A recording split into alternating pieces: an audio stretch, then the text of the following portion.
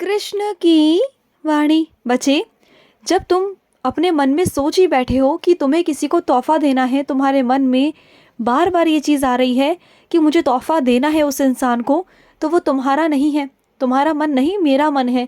मैं चाहता हूँ कि तुम वो करो, क्योंकि ना कभी कभी हमें किसी को ना शब्दों से नहीं जता कर प्यार जताना चाहिए। हमें कभी कभी अपने रिश्तों को बहुत अच्छा बनाने के लिए, मीठा बनाने के लिए ना, अपने रिश्तों को मधुर बनाने के लिए तोहफे देने चाहिए, चाहे वो तोहफा बड़ा हो या छोटा हो।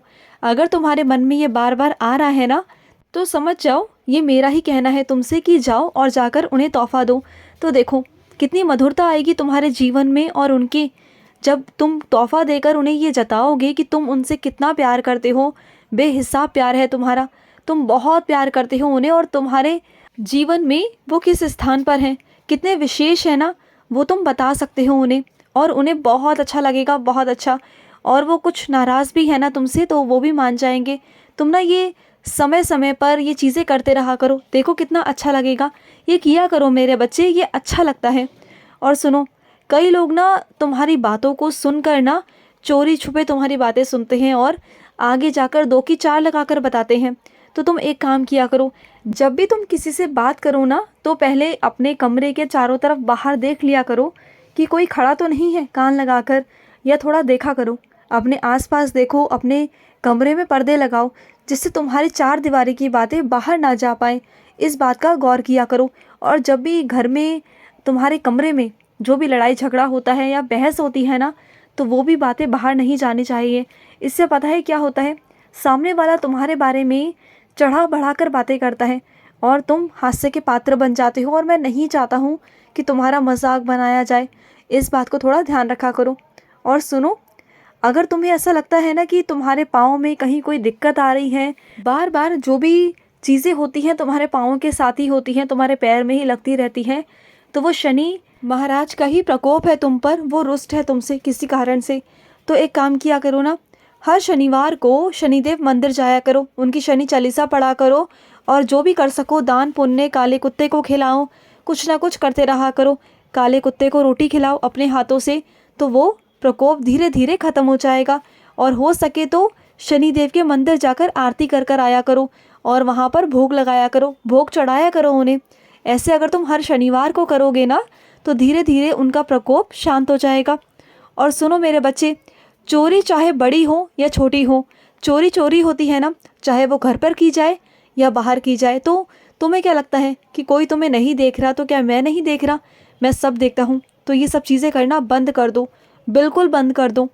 और मैं अपने कुछ बच्चों से कहना चाहता हूँ कि मानता हूँ तुम्हें चीज़ों की ज़रूरत है, तो इसका मतलब ये तो नहीं ना कि तुम्हारे मन में किसी चीज़ को देखकर लालच आ जाए। कोई चीज़ अगर ज़्यादा आ जाए अचानक से कहीं से भी, तो उसे देखकर तुम्हारे मन में लालच पैदा होता है। तो ये सब चीज़ें मत करो, ये मत करो। ये लालच उत्पन्न होना ना, ये ऐसा है कि तुम दानव प्रजाति की तरफ जा रहे हो, और ये बहुत गलत बात है मेरे बच्चे, बहुत गलत बात है। और मैं अपने कुछ बच्चों से कहना चाहता हूँ, जैसे जैसे त्योहार के दिन करीब आ रहे हैं ना, उनका मन बुझा बुझा सा है, उदास सा है। मैं जानता हूँ तुम्हारे उदासी का कारण, जानता हूँ तुम्हारे परेशानी का कारण, जानता हूँ उदास हो, जानता हूँ। लेकिन एक बात कहूँ तुमसे, जो त्योहार होता है ना मेरे बच्चे, वो साल में सिर्फ एक बार आता है, सिर्फ एक बार। तो उसे यूँ जाने मत दो। मैं जानता हूँ तुम्हारे परेशानी का कारण, लेकिन चिंता मत करो, मैं उसे भी सुलझा दूंगा तुम्हारे जीवन में। वो परेशानी ज़्यादा दिन तक नहीं रहेगी। विश्वास करते हो ना मुझ पर? अगर अपने कान्हा पर भरोसा है, अगर जानते हो कि हाँ मेरा कान्हा सब ठीक कर देगा, तो बिल्कुल उदास मत हो और अच्छे से त्योहार बनाओ, अच्छे से सब कुछ करो। मैं जानता हूँ तुम्हारा मन जो बुझा बुझा है ना, तो ठीक हो सकता है वो, अगर तुम चाहो तो। देखो तुम्हारा पूरा घर तुम्हारे ही चहक से, महक से, तुम्हारे हंसने से चहकता है। अगर तुम उदास रहोगे ना, तो सबका त्योहार खराब हो जाएगा। तो ये सब मत करो। और रही तुम्हारे परेशानी की बात, तो मैं सब कर दूंगा, तुम ज़्यादा मत सोचो। बस जो तुम ज़्यादा सोचते हो ना, और ज़्यादा सोच सोच कर वहाँ तक पहुँच जाते हो जो होना भी नहीं है, जो घटित भी नहीं होना। और अगर ऐसा होता भी है ना, तो मैं उसे होने नहीं दूंगा। अब तो विश्वास है ना मुझ पर? वादा करता हूँ तुमसे कि कुछ नहीं होगा, कुछ नहीं होगा। तुम अच्छे से रहो, अच्छे से अपनी ज़िंदगी को जियो, एक एक पल को जियो, और बस 24 घंटे अपने कृष्ण को याद करते रहो, सब अच्छा होगा। और सुनो, जब तुम्हारी कोई मदद करे ना तो उसे कभी भूलो मत, चाहे वो मदद बड़ी हो या छोटी हो। जब तुम्हारे पास कुछ ऐसा हो कि तुम उसकी मदद कर सको और वो तुम्हारे पास बहुत उम्मीदों के साथ आए कि तुम उसकी मदद करोगे, तो मना मत करना, घमंड मत करना।